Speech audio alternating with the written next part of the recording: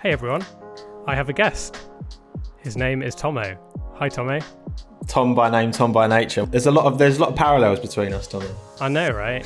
So if people don't know who you are you? I am someone who got very lucky when I started uploading F1 videos at the end of last year, and all of a sudden I've got a channel and people actually listen to my opinion. But I love liveries, always have done.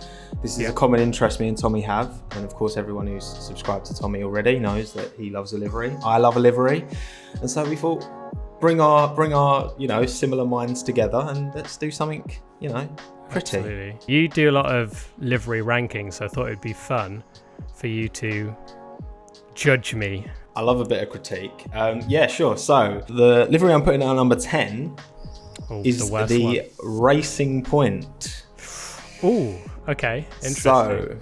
So shall I explain my go process? For because it. again I've got you to send me over all of now.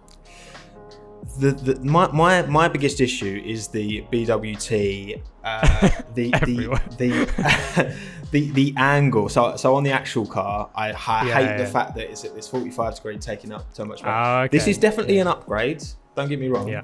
Because actually, I'm like, you've done a great job on all these, Tommy. I'll be honest. Yeah. You've done a very good job. But if I had to put number 10, it's going to be the Racing Point. Just I like what you've gone for with the whole like BWTs everywhere, and I'm sure they would love that as well as the headline sponsor. 28 logos on it. 28 logos. Yeah. Wow. But yeah, I've put that last. It's distinctive. It stands out. But that's my number 10. My number 9. Let's get back to my list. Is the Williams. Oh, okay. So I've gone with the Williams. So I'm just scrolling down on my phone. So the kind of retro-y, the one that I've actually changed now because of obviously the rocket sponsorship. Of course, this is the livery of the moment, isn't it?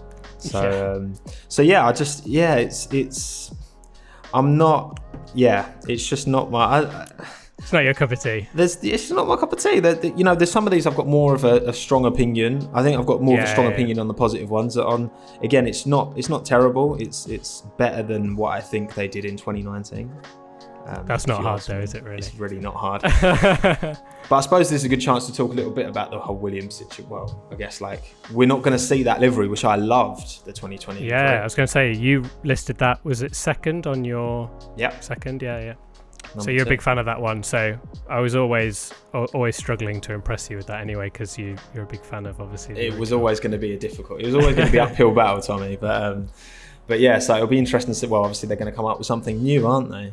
Before the I'm mad to think that's now an unraced livery. Yeah, that will only ever be a test livery. But anyway, number 8.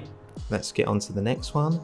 I've gone with, and I really liked the idea behind this one, but I'm going to go for the Red Bull. Okay. And again, I love the old kind of sparkly McLaren, the old mirror finish from back in the day. Again, I think a lot of it is the restrictions around this kind of body shape. Definitely. And like you said as well in your video, like you love I love the actual Red Bull livery. It's very difficult to improve on. The Red Bull was one of those ones that was quite difficult. I didn't really know what to do with it. But I think modelling it on the can makes sense, Yeah. The silver of the can. So I think to be fair, again, it's one of those that I think on the actual proper model, I think that would look pretty sick, to be fair. How did they, with the McLaren in real life, with the mirror finish, how did they get around? I think they were black, weren't they? They were black logos, which I tried first and then was like, you cannot see them at all. But... So in real life, it'd probably work black, but maybe not for the purpose of this. So number 7, I've gone with the HAAS. Cool. So vintage Americana, which again, I like. Yeah, you know what? I'm not... America. Yeah, I think it's the thin stripes, and the same with the Rocket, the Williams one. The thin stripes just aren't my cup of tea, personally, the pinstriping. It was inspired by Mario Andretti's helmet, actually, so it's trying to have that American look to it, which would have been cool. But again, you loved the HAAS. That was your favourite, wasn't it? It was number 1 for me, so it's going to be difficult to trump. But I'm surprised they don't actually build the American. No pun intended. On to number 6, and I've gone with your rendition of the ALFA. If you notice the shirt, I'm wearing my ALFA shirt. Oh, you today. are? Nice. I am. Yeah, I thought, like, obviously I completely agree. Like you said, blue is not, like, navy's not in their branding, so I don't know why they put it in the car. Probably because of the Red Bull connection, I guess. But yeah, I'm like, from this up was difficult for me, to be honest. I think these are all great. And yeah, obviously I really love the big red Honda logo on the nose. That's lovely. I like the way you've incorporated ALFA into like the front wing.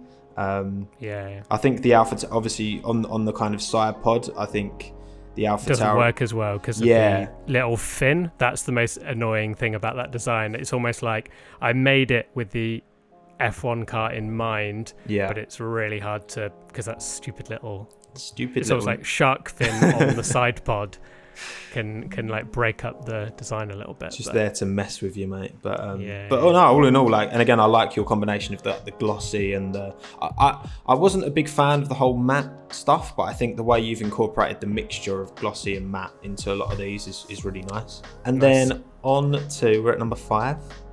Yeah. And I've gone with the Mercedes. Okay, cool. The Benz. Again, I think I really like how you've got the turquoise Petronas on the kind of more matte black side bit. Yeah, I love that. I love that combination. Really well, actually, works really, really good. And yeah, all in all, I just think it's like you've definitely heroed the turquoise a bit more, which I really like. Yeah, it's one of those colours, isn't it, that Mercedes again is really hard to do because it's just silver and you can't really change the colour of it. So a bit like the Ferrari, I guess. But it works. It seems to work really well. It just pops with that kind of having the writing in turquoise, I guess. Yeah, definitely. No, it's really nice. Really nice. Like that one. This was all really tricky, these ones, because this one I'm about to say was initially in my second place, but I've adjusted. So in 4th, I'm going with your rendition of the Ferrari. Okay. So I really like the kind of retro kind of feel you've got with the all black front rear wing. Love that. Yeah. I really like the kind of, I know I criticised the pinstriping before, but I actually really like it on this one because it's like the Italian flag.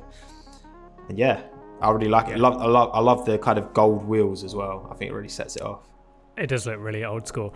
Those early 90s cars generally are my favourites aesthetically of all time. But that Ferrari, beautiful. That's definitely like top 5 of all time for me, for sure. Yeah, definitely.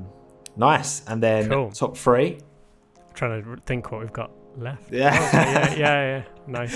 So in 3rd place, I have put the McLaren. Interesting. The orange McLaren. Now, obviously, I wasn't when the McLaren kind of first dropped. I wasn't a big fan of it. You've dropped the blue, which I think is a good move. Yeah. You weren't a fan of 2019, as in as soon as they went to Papaya, or just this year? Yeah. So, I think the implementation last year was better. I think the 2019. Yeah. I 100% agree. Yeah. The 2021 just, I don't know. It just doesn't look well put together for me.